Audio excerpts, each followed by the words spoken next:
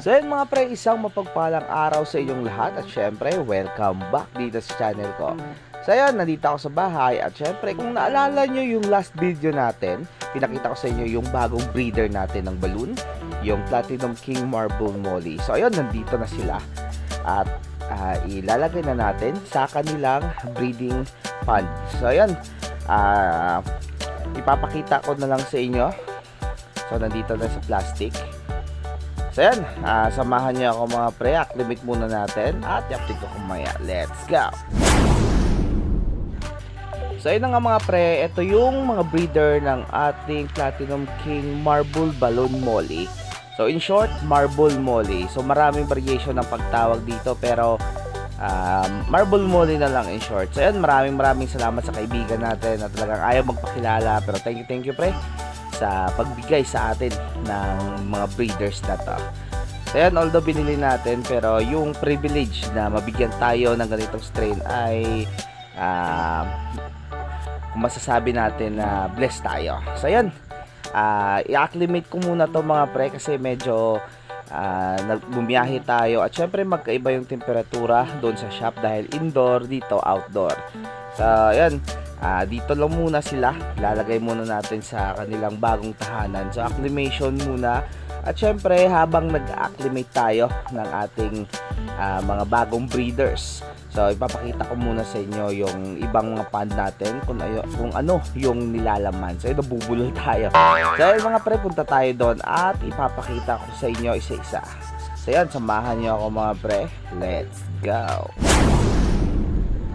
So ayan mga pre, dito sa pond na to, ito yung mahabang pond natin, 3 meter by 1 meter by 0.8 yung lalim.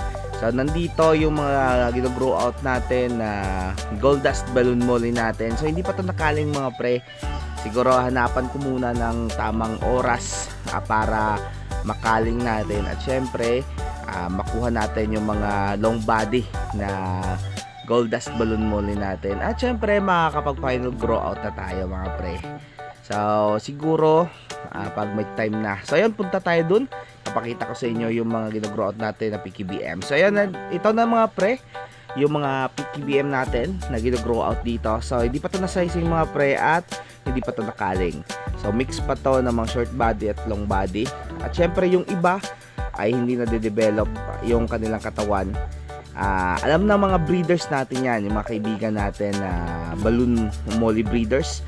So ayan, etong nandito ay mga selected natin. So unti-unti na silang lumulobo. Ayan o, tingnan nyo, yung isa napakataba na. So ganoon talaga mga pre yung PKBM. Hindi ko alam kung mag-agree lahat ng mga breeders, pero sa simula akalain mo long body pero sa katagalan nag-iba talaga yung form. So depende sa area, depende sa pagkain, at syempre depende sa pag-aalaga nyo mga pre. So ganoon yung PKBM natin.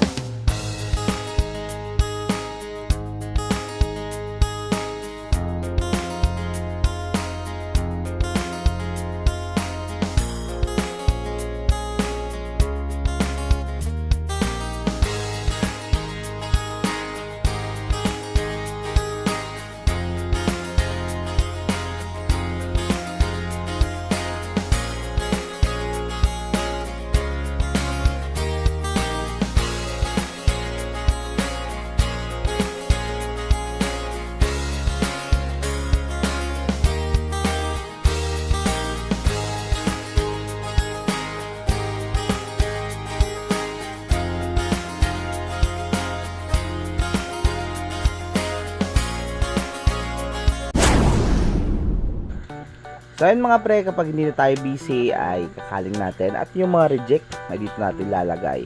So actually mga pre, yung mga long body ay dito ko talaga in-imbak para maibenta natin sa pet shop.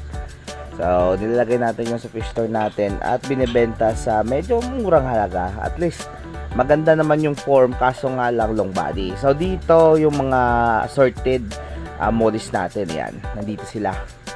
So marami-rami rin to mga pre, almost mga 100 pieces din yung nandito. So dito ko na lang sila nilalagay kasi nga binibenta lang naman natin to sa murang halaga. So ayun, pinapakain ko dito mga pre sa mga mollies natin ay Koi King. So nire-repack ko lang, nakita nyo kanina yung pouch. So dito sponsored mga pre, pero Koi King, baka naman. Sa dito ko nilagay mga pre yung mga ginugrow out natin na gold dust balloon molly. Sa konti pa lang to mga pre, siguro nasa 30 pieces pa lang dito. So yung mga breeders natin nandito. Yan. So grabe, putik dito kapag nagpa-overflow tayo. So yan, nakikita nyo naman yung mga overflow natin, gumagana. So maya papatayin ko rin yan mga pre. So yun mga pre, acclimation time's up.